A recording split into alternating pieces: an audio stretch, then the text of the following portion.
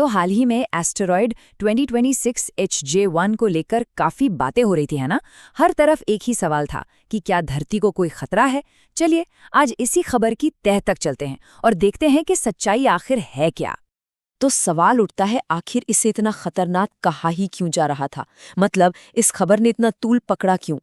और इसी वजह से आप देखिए हर तरफ बस एक ही सवाल घूम रहा था, क्या सच में कोई खतरनाक एस्टेरॉयड धरती की तरफ बढ़ रहा है? और इसी एक सवाल ने कहना पड़ेगा दुनिया भर में थोड़ी बेचैनी और बहुत सारी उत्सुकता पैदा कर दी।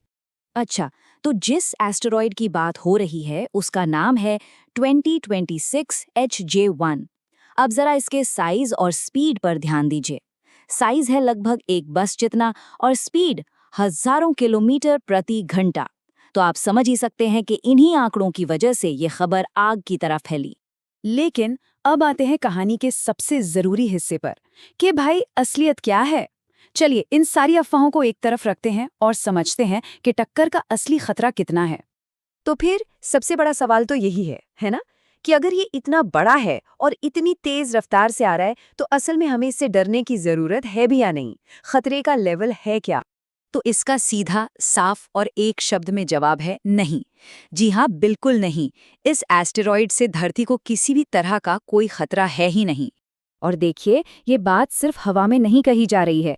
नासा और दुनिया भर की दूसरी स्पेस एजेंसीज ने एकदम साफ-साफ कहा है कि ये एस्टेरॉयड पृथ्वी से एक बहुत ही सेफ दूरी से गुजरेगा, तो इसके टकराने का तो कोई सवाल ही पैदा नहीं होता। तो अब सवाल आता है कि फिर इसे करीब से गुजरना या क्लोज पास क्यों कह रहे हैं?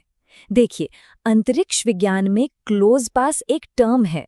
इसका मतलब बस इतना होता है कि कोई चीज, जैसे ये एस्टेरॉयड, किसी ग्रह के पास से निकल रही है, लेकिन उससे टकराएगी नहीं, बस पास से गुजर जाएगी। ठीक है, तो ये तो साफ हो गया कि कोई खतरा नहीं है।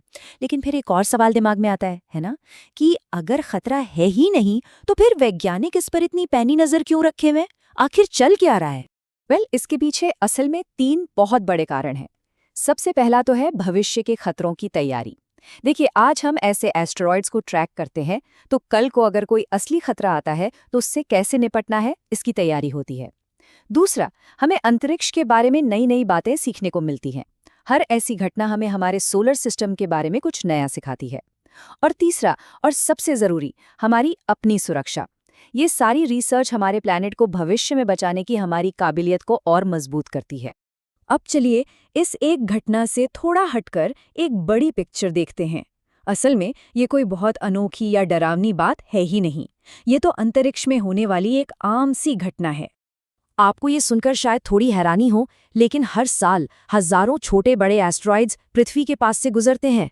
जी हाँ, आपने सही सुना, हजारों। तो फिर सवाल ये है कि सारे एस्टेरॉयड्स के बारे में खबरें क्यों नहीं बनती? वजह बहुत सीधी सी है। ज्यादातर या तो हमसे बहुत ज्यादा दूर होते हैं या फिर इतने छोटे कि उन पर किसी का ध्यान ही नहीं जाता। लेकिन जब 2026 HJ1 जैसा कोई एस्टेरॉयड जो साइज में थोड़ा बड़ा हो और थोड़ा पास से गुजर रहा हो, तब वो खबर बन जाता है। तो इस पूरी बातचीत का निचोड़ क्या है?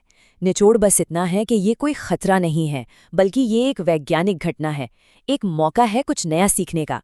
तो घबराने की या चिंता करने की कोई भी वजह नहीं है। लेकिन हाँ, इस तरह की घटनाएं हमें एक बहुत जरूरी सवाल पर सोचने के लिए जरूर छोड़ जाती हैं कि भविष्य में आने वाले ऐसे संभावित खतरनाक एस्टेरॉयड्स के लिए हम आज असल में कितने तैयार हैं। इस पर सोचना जरूरी है।